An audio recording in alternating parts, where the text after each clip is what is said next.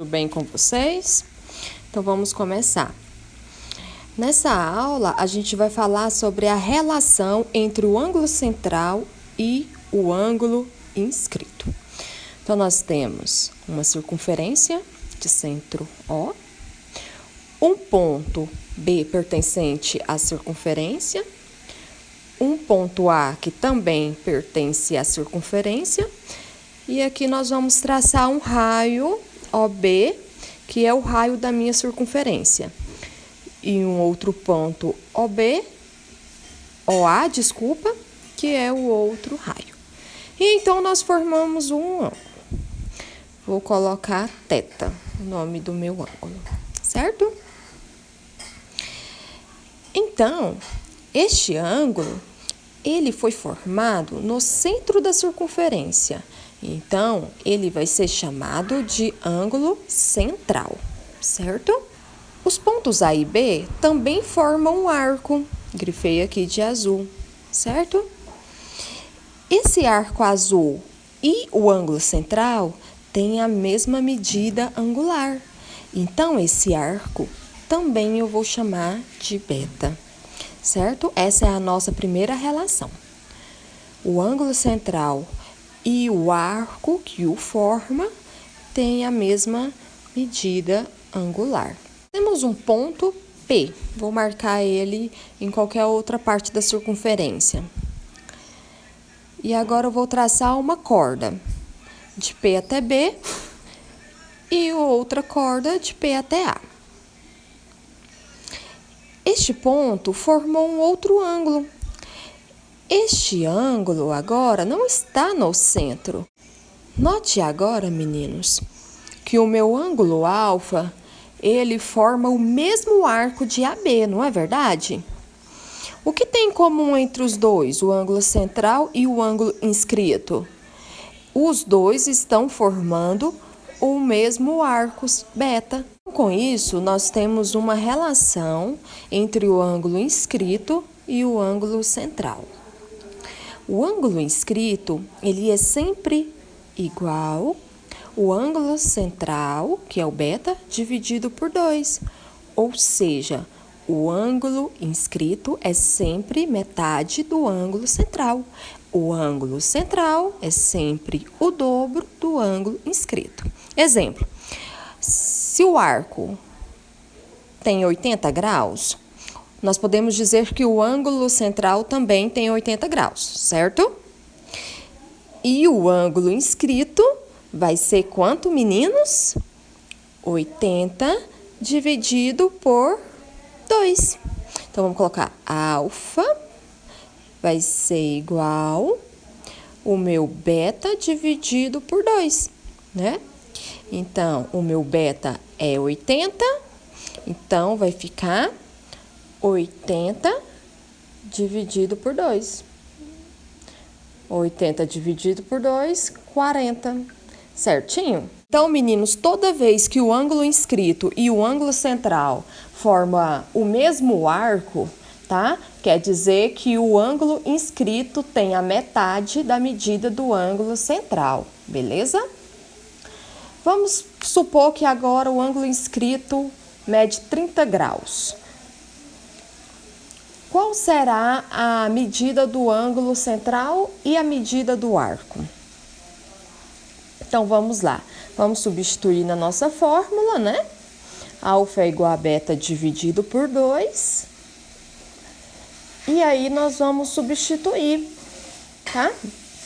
Então, vai ficar 30 graus é igual a beta dividido por 2. Multiplicando cruzado, vou ficar com 30 vezes 2, que é 60 graus, certo?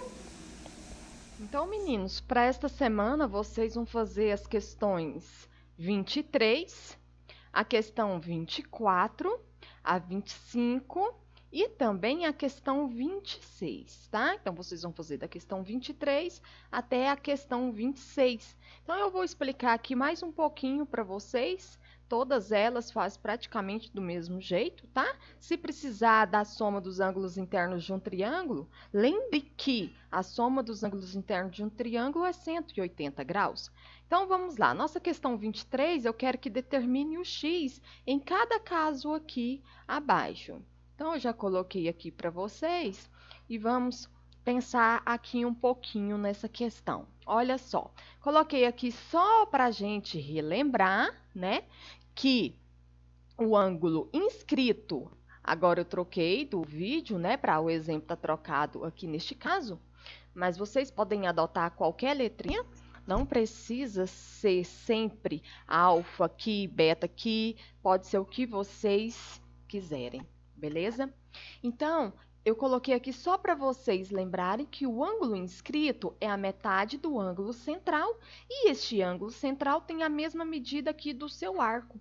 Então, por exemplo, nessa questão aqui, na letra A, eu tenho que aqui 43 graus e este ângulo, ele é um ângulo inscrito que mede 43 graus, não é verdade? E aqui eu tenho um ângulo inscrito também, que mede x. Só que, meninos, tanto este arco, tá, que está fazendo o ângulo de 43 graus, quanto este outro arco que está fazendo com o ângulo x, é o mesmo arco. Se é o mesmo arco, eu posso já aplicar essa propriedade, certo? Quanto que é o meu x? 43 graus, está me dando o mesmo arco, então os dois ângulos são iguais, tá?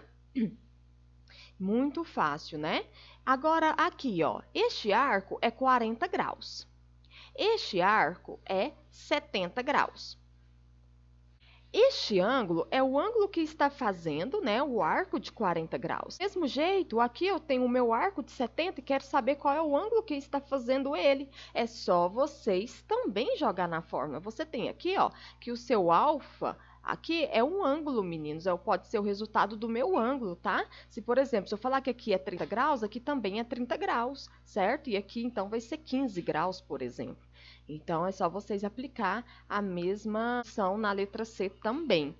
Então, a letra A, B e C, todas vocês vão fazer do mesmo jeito, tá? Nessa questãozinha aqui.